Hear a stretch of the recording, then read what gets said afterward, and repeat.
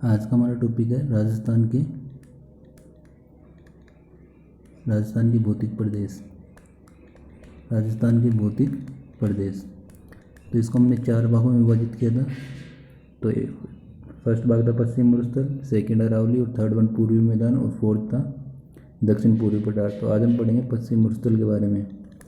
पश्चिमी मरुस्थल, तो कुछ विद्वानों का मानना है कि जो पश्चिमी मरुस्थल का जो निर्माण हुआ है वो सहारा के मरुस्थल से हुआ है, और कुछ विद्वानों का मानना है कि इसका जो निर्माण हुआ है वो हुआ है तैतीस सागर के निक्षेप से। और हमको भी ये मानना है कि जो पश्चिम मरुस्थल का जो निर्माण हुआ है या जो थार के मरुस्थल का निर्माण हुआ है वो तैतीस सागर के निक्षेप से हुआ है। और एग्ज़ाम में भी अगर एक क्वेश्चन आता है तो ये इसका आंसर तैतीस सागर के निक्षेप से ही माना जाएगा। तो इसके संदर्भ में कुछ प्रमाण है, तो जो पहला जो प्रमाण है वो है यहाँ पे पेट्रोलियम के भंडार पाए जाते हैं। पेट्रोलियम के भंडार, तो जो पेट्रोलियम के जो भंडार हैं, जो पेट्रोलियम के भंडार है वो वहीं पर पाए जाते हैं जहाँ पर समुद्री जीवाश्म होते हैं। तो समुद्री जीवाश्म का मतलब है कि यहाँ पर पहले तैतीस सागर था। सेकंड पॉइंट है कि गोंडवाना क्रम की चट्टानें, तो गोंडवाना क्रम की जो चट्टानें हैं वो सहारा के मरुस्थल में नहीं पाई जाती है। तो ये प्रमाणित करता है कि थार का मरुस्थल है जो तैतीस सागर का निक्षेप है।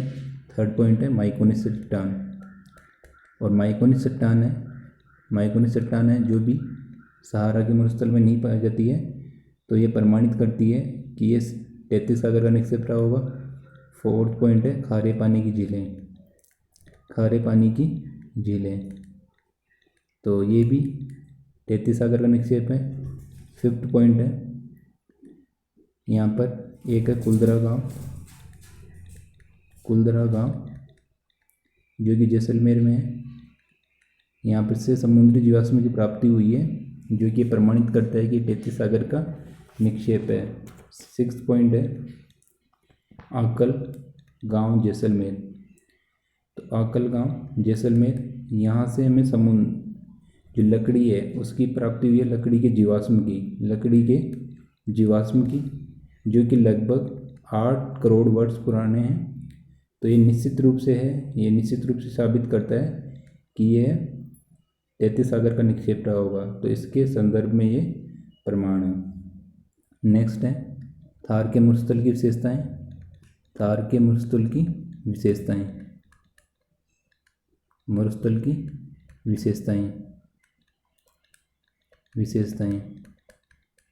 तो जो इसकी पहली विशेषता है, सबसे पहले हम देख लेते हैं विश्व के संदर्भ में। तो विश्व के संदर्भ में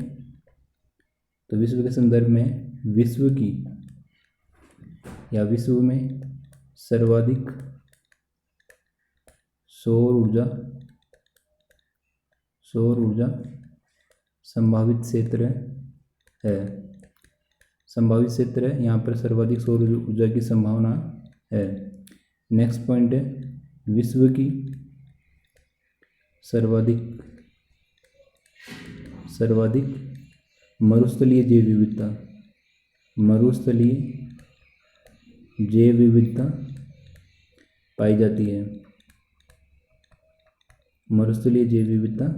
जाती है। और इसका थर्ड पॉइंट है विश्व की सर्वाधिक मरुस्थलीय जनघनत्व पाया जाता है। तो विश्व में जितने भी मरुस्थल है वहाँ पे उन सब में सबसे ज़्यादा जो राजस्थान का जो थार का मरुस्थल है वहाँ पर सर्वाधिक जनसंख्या पाई जाती है। अब हम भारत के संदर्भ में देखते हैं। भारत के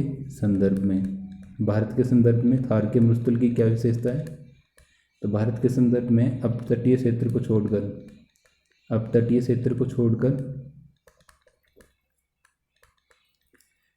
छोड़कर सर्वाधिक पेट्रोलियम भंडार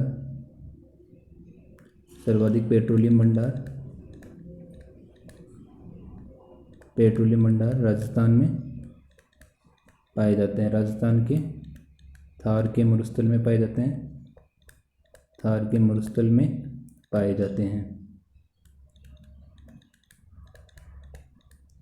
पाए जाते हैं। और सेकेंड है कि जब मानसून आता है तो ये निम्न वायुदाब विकसित कर ग्रीष्म ऋतु में निम्न वायुदाब गर्त विकसित कर मानसून को आमंत्रित करता है, पश्चिम मरुस्थल आमंत्रित करता है। तो ये भारत के संदर्भ में कुछ विशेषता हो गई। थर्ड पॉइंट है राजस्थान के संदर्भ में।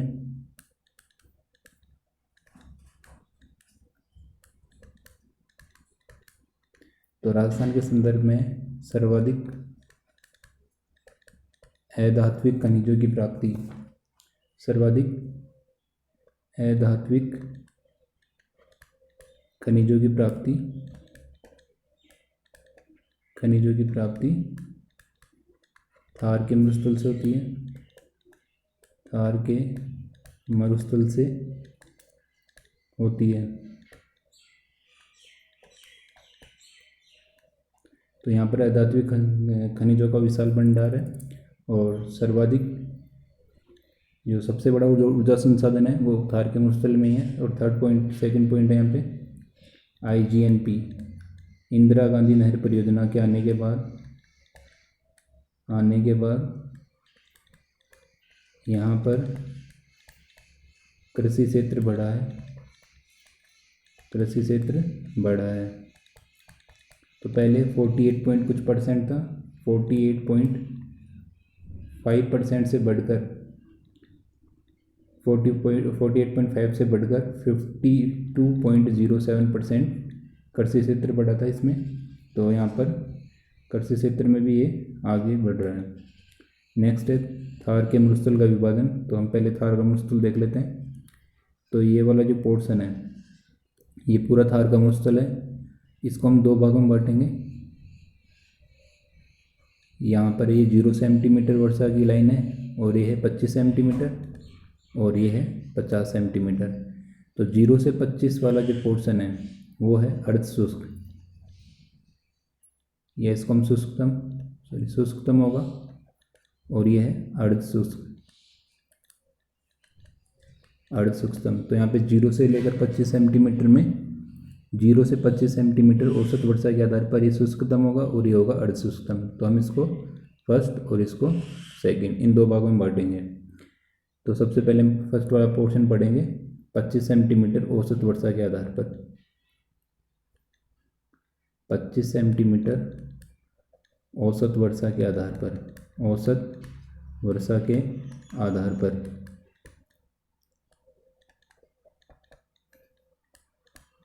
तो इसमें जितनी भी टर्मिनोलॉजी है जो राजस्थान के कंपटीशन एग्जाम में आती है वो सब उन सब के बारे में पढ़ेंगे हम। तो इसमें कौन कौन सा एरिया है और इसका कितना शुष्कतम मरुस्थल में कितना एरिया था वो सब देख लेते हैं। शुष्कतम मरुस्थल, तो शुष्कतम मरुस्थल में जो टोटल एरिया है वो आता है 75,000 किलोमीटर स्क्वायर। ये शुष्कतम मरुस्थल की बात कर रहे हैं तो इसमें आता है 75,000 किलोमीटर स्क्वायर। तो एक बार हम पूरे पश्चिम मरुस्थल के बारे में देख लेते हैं। तो पश्चिम मरुस्थल में कंप्लीट क्या क्या है वो देख लेते हैं डिवाइड करने से पहले। तो पश्चिम मरुस्थल का जो कुल क्षेत्रफल है, जिसका कुल क्षेत्रफल है वो है 2,09,543.25 किलोमीटर स्क्वायर। और इसमें जो मरुस्थल का क्षेत्रफल है, मरुस्थल का क्षेत्रफल जिसमें ओनली केवल मरुस्थल है तो वो है 1,75,000 किलोमीटर स्क्वायर। इस पे ओनली फॉर मरुस्थल है। और राजस्थान में इसका हिस्सा है, तो राजस्थान में इसका हिस्सा है 61.11%, 61.11% है जो इसका हिस्सा है। और मरुस्थल का जो हिस्सा है, मरुस्थल का हिस्सा यह है लगभग 52%। और इसमें राजस्थान के 12 जिले आते हैं, राजस्थान के 12 जिले आते हैं, 12 जिले आते हैं। और यहाँ पर जो मिट्टी है, यहाँ पर बालू मिट्टी पाई जाती है, बालू या रेतीली मिट्टी पाई जाती है, रेतीली मिट्टी पाई जाती है। यहाँ की जो अर्थव्यवस्था है, अर्थव्यवस्था यहाँ की जो अर्थव्यवस्था है वो डिपेंड करती है पशुपालन पर, पशुपालन और कृषि पर निर्भर करती है, कृषि पर निर्भर करती है। यहाँ पर जो वनस्पति है, वनस्पति है मरुद्भिद, या हम इसको बोल सकते हैं कांटेदार, या फिर है पत्तीनुमा वनस्पति यहाँ पर पाई जाती है, पाई जाती है। और यहाँ की जो अर्थव्यवस्था है वो पशुपालन व कृषि पर आधारित है। और यहाँ की जो मुख्य फसलें हैं वो है मूंग, मोठ और गंवार। तो अब नेक्स्ट हम पढ़ते हैं इसका क्लासिफिकेशन। तो इसका हम क्लासिफिकेशन देख रहे थे। तो इसको दो भागों में बांटते हैं, एक तो होता है शुष्कतम और एक है अर्धशुष्कतम, औसत वर्षा के आधार पर। तो यहाँ पे 0 से लेकर 25 सेंटीमीटर वर्षा के आधार पर हम इसको शुष्कतम और इसको हमें अर्धशुष्कतम। तो अर्धशुष्कतम में होगी 25 से 50 सेंटीमीटर। जैसे जैसे हम पूर्व की ओर बढ़ेंगे वैसे वैसे वर्षा भी बढ़ती जाएगी। तो यहाँ से 0 से फिर धीरे धीरे आगे बढ़ती जाएगी। तो ये तो है पश्चिम, और पश्चिम से हम पूर्व की ओर बढ़ेंगे। तो ये इसका क्लासिफिकेशन है। तो दो भागों में बांटेंगे हम इसको। तो फर्स्ट वाला जो भाग है वो 25 सेंटीमीटर औसत वर्षा के आधार पर है। तो ये है शुष्कतम मरुस्थल, और इसका जो एरिया है वो है 75,000 किलोमीटर स्क्वायर। और इसमें कौन कौन सा जो एरिया है वो देखते हैं। इसमें कौन कौन सा एरिया आता है। इसमें तो जैसलमेर आता है, जैसलमेर, और एक आता है इसमें उत्तर पश्चिमी बाड़मेर, उत्तर पश्चिमी बाड़मेर। और इसमें आता है जोधपुर, जोधपुर, जोधपुर का जो पश्चिम वाला जो पोर्शन है, पश्चिमी भाग, तो पश्चिमी जोधपुर आता है इसमें। और दक्षिण पश्चिमी बीकानेर, दक्षिण पश्चिमी बीकानेर वाला पोर्शन आता है। तो इससे जो संबंधित कुछ टर्मिनोलॉजी है वो हम पढ़ते हैं।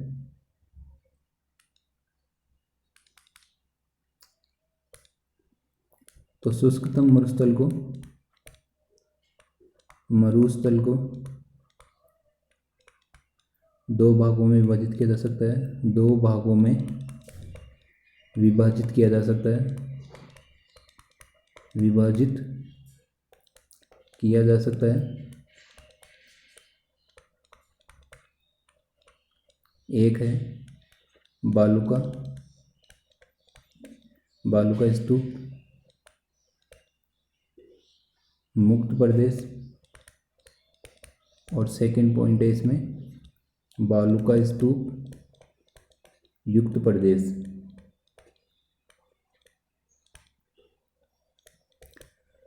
तो जिसमें बालू का स्तूप नहीं होंगे उसमें चट्टानें और जो कंकड़नुमा हैं वो सब पाया जाएगा। और बालू का स्तूप में जो मिट्टी के टीले हैं और ये सब जो टर्मिनोलॉजी है वो सब पाई जाएगी। तो सबसे पहले है बालू का स्तूप मुक्त प्रदेश, बालू का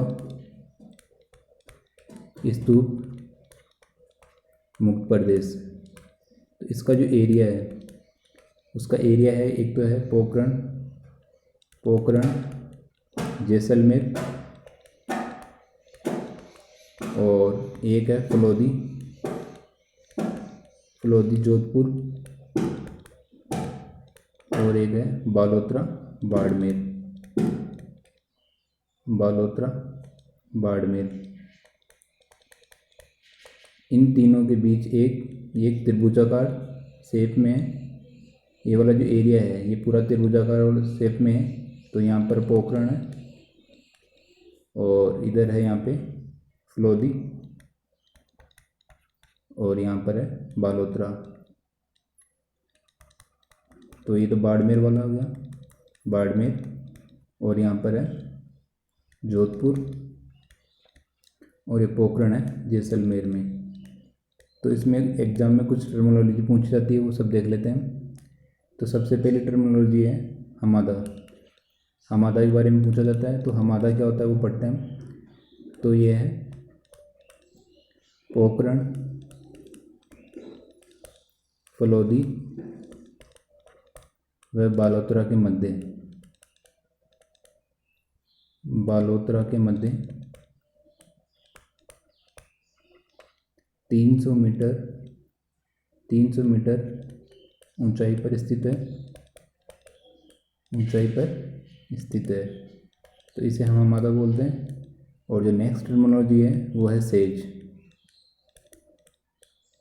तो सेज की जो फुल फॉर्म है वो है सोलर एंटरप्राइजेज एनर्जी जोन।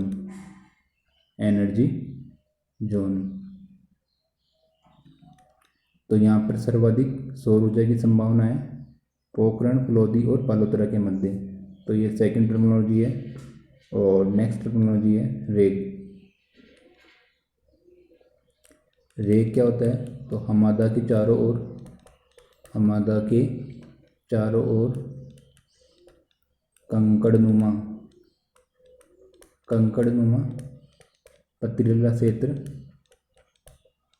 पथरीला क्षेत्र रेग कहलाता है। नेक्स्ट पॉइंट है मगरा। तो मगरा भी एक टर्मिनोलॉजी है, ये भी एग्जाम में पूछी जाती है कि मगरा क्या होता है। तो मगरा है बालोतरा। तो बालोतरा है बाड़मेर में, वह पोखरण के मध्य जो जैसलमेर वाला जो पोर्शन है,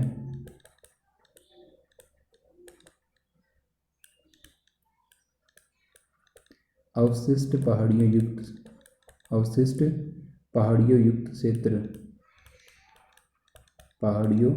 युक्त क्षेत्र मगरा कहलाता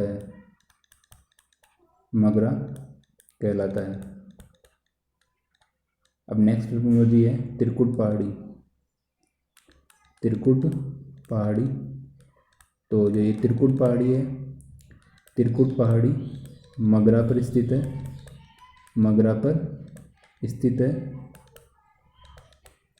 है, जिस पर 1155 ईस्वी में राव जैसल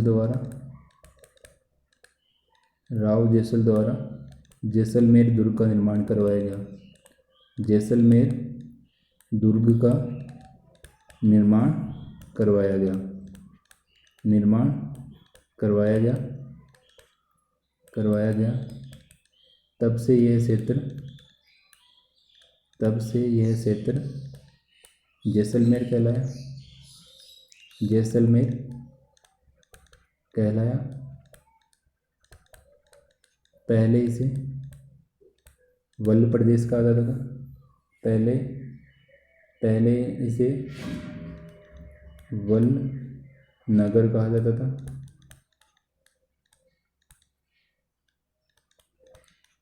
तो अब हम नेक्स्ट टर्मिनोलॉजी देखते हैं मांड।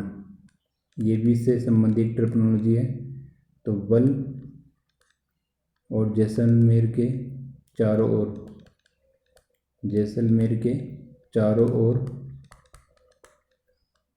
ओर मांड जाति का निवास होने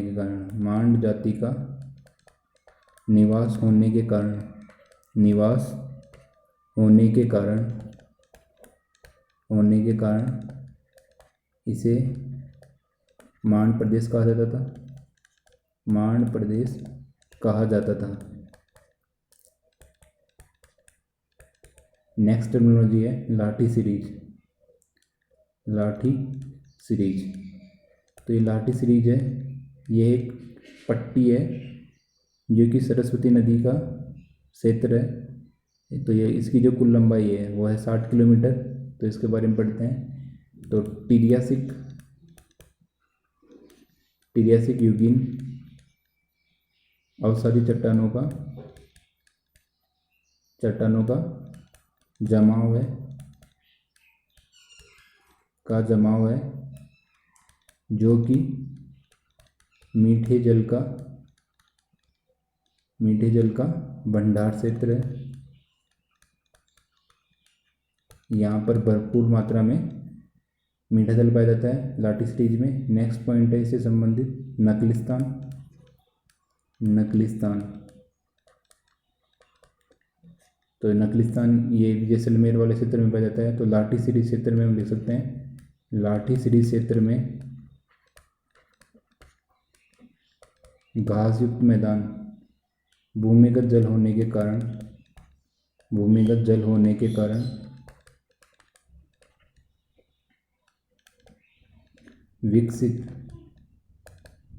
विकसित वनस्पति आवरण नकलिस्तान कहलाता है। और यह सेवण घास से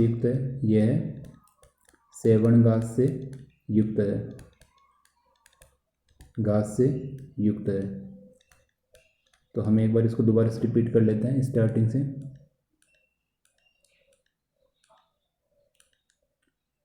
तो पश्चिम मरुस्थल है, सॉरी एक मिनट।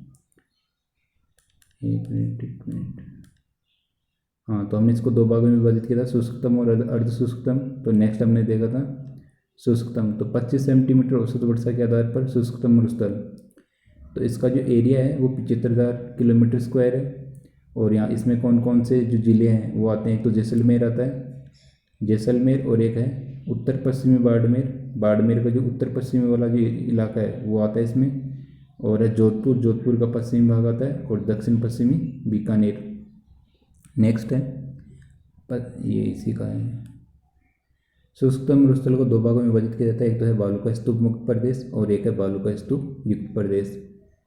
तो बालुका स्तूप मुक्त प्रदेश के बारे में हमने पढ़ा। तो इसमें है ये पोखरण, बालोतरा और फ्लोदी के बीच एक त्रिभुजाकार क्षेत्र है जो कि 300 मीटर ऊंचाई क्षेत्र पर स्थित है। और ये वाला जो पूरा पोर्शन है इसी को हम बोलते हैं हमादा। तो ये एक टर्मिनोलॉजी है जो एग्जाम में काफ़ी बार पूछी गई है कि हमादा क्या होता है। तो हमादा है पोखरण, बालोतरा और फ्लोदी के बीच एक त्रिभुजाकार क्षेत्र है जो कि 300 मीटर की ऊंचाई पर स्थित है, इसे ही हमादा कहते हैं। तो जो नेक्स्ट टर्मिनोलॉजी है वो है सेज। तो सेज है सोलर एनर्जी एंटरप्राइजेज। सॉरी ये सोलर है, यहाँ पर सोलर है, फिर आएगा एनर्जी और फिर आएगा एंटरप्राइजेज जोन। तो ये जो त्रिभुजाकार है, ये जो त्रिभुजाकार वाला क्षेत्र है पोखरण, फ्लोदी और बालोतरा, ये जो क्षेत्र है यहाँ पर सर्वाधिक सौर ऊर्जा संभावित क्षेत्र है। तो यहाँ पर ये विकसित किया जा रहा है। नेक्स्ट टर्मिनोलॉजी है रेग है हमादा के चारों ओर कंकड़नुमा पथरीला क्षेत्र रेग कहलाता है। और फिर नेक्स्ट टर्मिनोलॉजी है मगरा, बालोतरा बाड़मेर और पोखरण जैसलमेर के मध्य, जो पोखरण है वो जैसलमेर में, तो इन दोनों के जो मध्य अवशिष्ट पहाड़ियों युक्त क्षेत्र मगरा कहलाता है। नेक्स्ट टर्मिनोलॉजी है त्रिकुट मगरा पर स्थित है, जिस पर 1155 ईस्वी में राव जैसल ने जैसलमेर दुर्ग स्थापित किया। इससे पूर्व स्थित यहाँ पर जो प्रदेश था उसे वल्ल नगर या वल्ल प्रदेश कहलाता था। नेक्स्ट टर्मिनोलॉजी मांड। वल्ल और जैसलमेर के चारों ओर मांड जाति का निवास होने के कारण से मांड प्रदेश कहा जाता था। और नेक्स्ट है लाठी सीरीज। तो लाठी सीरीज क्या है, जो टिरियासिक युगीन है, टिरियासिक युगीन अवसादी चट्टानों का जमाव है जो कि मीठे जल का भंडार क्षेत्र है। तो ये भी एक इससे संबंधित टर्मिनोलॉजी है। नेक्स्ट टर्मिनोलॉजी है नकलिस्तान क्या होता है, लाठी सीरीज क्षेत्र में भूमिगत जल भंडार के कारण विकसित वनस्पति आवरण नकलिस्तान कहलाता है। और ये जो क्षेत्र है ये सेवण घास से युक्त क्षेत्र है, ये जैसलमेर में स्थित है। और जो लाठी सीरीज है ये भी जैसलमेर में स्थित है। इसकी जो कुल लंबाई है वो लगभग 60 किलोमीटर है। और एक बार हम पश्चिम मरुस्थल के बारे में और देख लेते हैं। मैप में। तो ये वाला जो पूरा पोर्शन है ये पश्चिम मरुस्थल का है। ये 50 सेंटीमीटर की वर्षा रेखा है, और ये वाली जो रेखा है ये 25 सेंटीमीटर वर्षा रेखा है। और यहाँ पर है लगभग यहाँ पे 0 सेंटीमीटर औसत वर्षा होती है, यहाँ पर 25 सेंटीमीटर और यहाँ पर 50 सेंटीमीटर। तो आज हमने पढ़ा था शुष्कतम मरुस्थल के बारे में। शुष्कतम मरुस्थल के बारे में, जो शुष्कतम मरुस्थल है उसमें भी हमने इसका एक पार्ट पढ़ा है, बालू का स्तूप मुक्त युक्त प्रदेश। तो इसका जो नेक्स्ट पार्ट है वो है बालू का स्तूप युक्त प्रदेश। तो अब हम उसके बारे में पढ़ेंगे। तो फिर सेकंड पोर्शन है इसका अर्ध शुष्कतम। तो एक बार देख लेते हैं हम इसको। नेक्स्ट टाइप है बालू का स्तूप युक्त प्रदेश। तो बालू का स्तूप युक्त प्रदेश में कुछ टर्मिनोलॉजी है वो देख लेते हैं। तो यहाँ पर बालू के जो मिट्टी है उसके स्तूप पाए जाएंगे। तो इसको हम क्लासिफाई कर सकते हैं। सबसे पहले अनुदैर्घ्य। तो अनुदैर्घ्य जो बालू का स्तूप है वो क्या होता है, हवा के समांतर रेत के टीले का जमाव,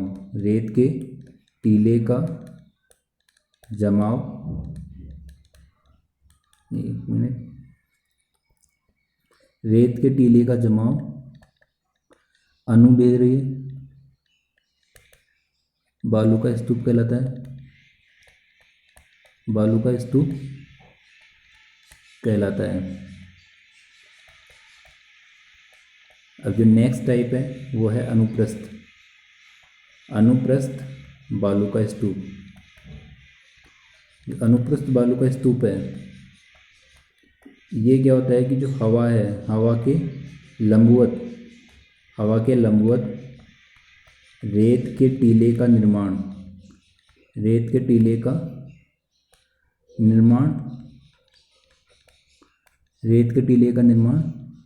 अनुप्रस्थ बालू का स्तूप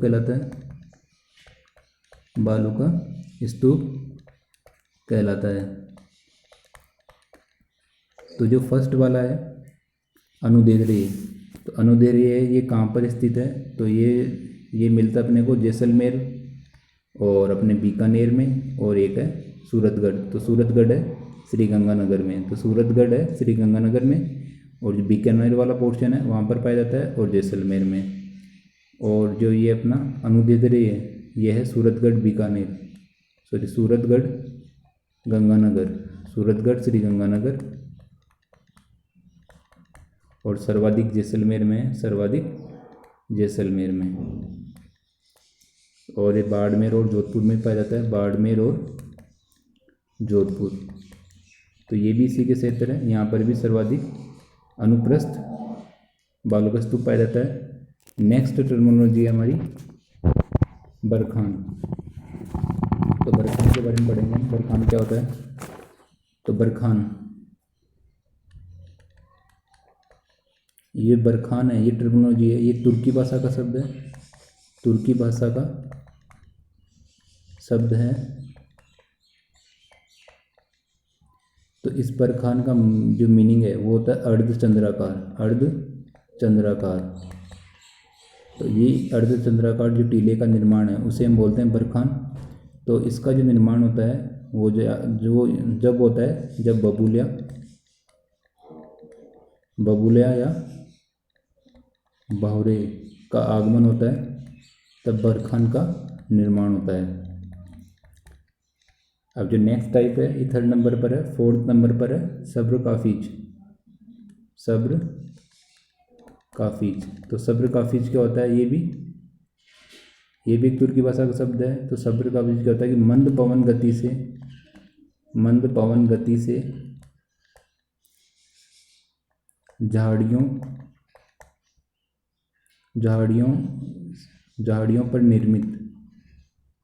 झाड़ियों पर निर्मित चंद्राकार बालू का स्तूप सब्र काफिज कहलाता है।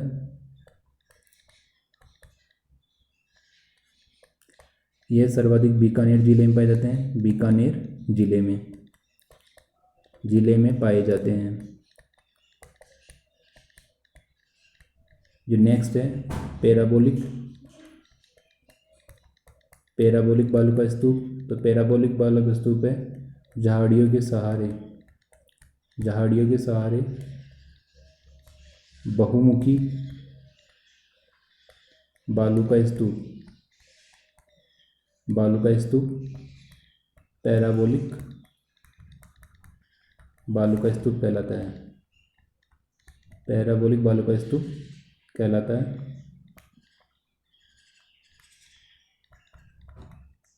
सर्वाधिक बीकानेर जिले में पाया जाता है। सर्वाधिक बीकानेर जिले में पाया जाता है। नेक्स्ट है तारानुमा बालू का स्तूप। ये तारानुमा बालू का स्तूप है, ये पैराबोलिक बालू का स्तूप से या बालू का स्तूप का विकसित रूप तारानुमा बालू का स्तूप कहलाता है। बालू का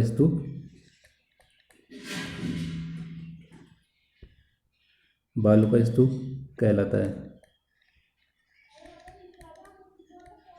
नेक्स्ट टर्मिनोलॉजी है अर्घ या है इर्ग। तो अर्घ क्या होता है कि उर्मिकाओं से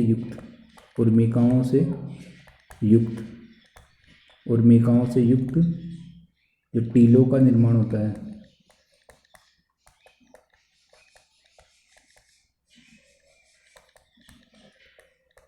उसे अर्घ या इर्ग कहते हैं।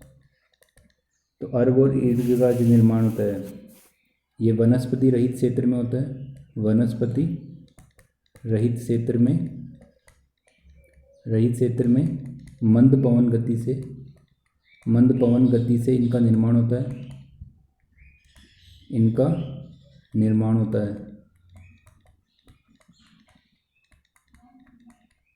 मंद पवन गति से इनका निर्माण होता है। इसे हम अर्घ या इर्ग कहते हैं। अर्घ का ऊपरी भाग, एक बार मैं अर्घ बना देता हूँ क्या होता है। तो अर्घ कुछ ऐसा होता है, जो अर्घ का जो ऊपरी भाग है इसे हम बोलते हैं टीले। अर्घ का जो ऊपरी भाग है उसे हम बोलते हैं टीले, और ये भी टीला होगा। और जो दो टीलों का जो मध्य वाला भाग है उसे हम बोलते हैं धोरा। तो हमें ये ध्यान रखना है कि जो दो टीलों के मध्य वाला भाग धोरा कहलाता है, और ये समगांव जैसलमेर के प्रसिद्ध हैं।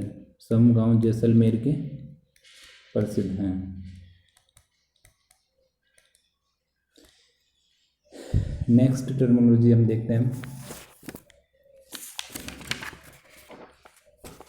नेक्स्ट टर्मिनोलॉजी है धरियन। नेक्स्ट जो टर्मिनोलॉजी है वो है धरियन। जैसलमेर जिले में पाए जाते हैं ये। जैसलमेर जिले में पाए जाते हैं और ये भ्रमणशील बालू का स्तूप होते हैं। भ्रमणशील बालू का स्तूप होते हैं और सर्वाधिक है जो जैसलमेर में पाए जाते हैं। इन्हें हम नेटवर्क बालू का स्तूप भी कहते हैं।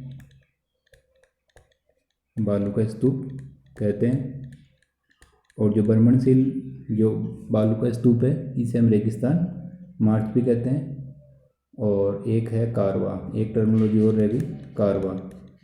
तो जो दो बालू का स्तूप के मध्य स्थित जो भाग होता है, दो बालू का स्तूप के मध्य भाग, स्तूप का मध्य भाग